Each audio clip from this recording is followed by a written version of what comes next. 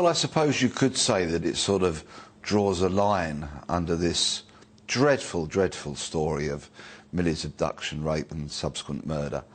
Although, of course, we need to remember that Levi Bellfield has only now admitted his guilt after a long trial in 2011. You know, it was 9 years between the commission of the offence and him standing trial. All those years of pain and heartache for Bob and Sally Dowler, her parents and other friends and family. And then he finally admits it now. He had the opportunity to admit his guilt some years ago. He could have prevented the family going through an extremely traumatic trial.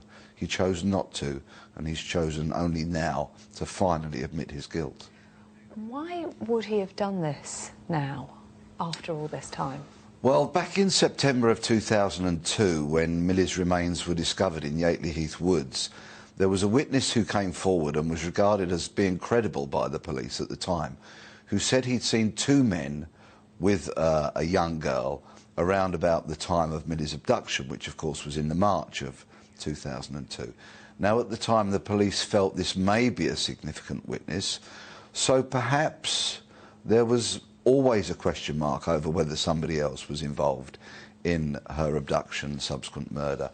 Perhaps this has been put to Bellfield, and perhaps he felt that he would finally take the rap for it himself in order to dispel any lingering thoughts as to whether somebody else was an accomplice. Yeah, and we do know that police were questioning a suspected accomplice who has been released without a charge.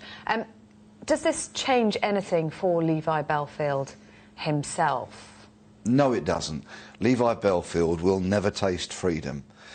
Prior to being convicted for Millie's murder, he was convicted of two other murders, of Marsha MacDonald and Emily Delagrange, in separate incidents. Two young women in the prime of life, walking in the dark at night, both attacked cowardly from behind and both brutally murdered.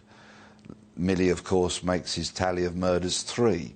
He is serving a whole life-term sentence and will never taste freedom.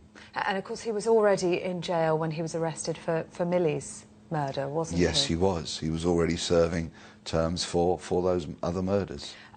He has admitted to the abduction, rape and murder of Millie Dowler. He was convicted of her murder.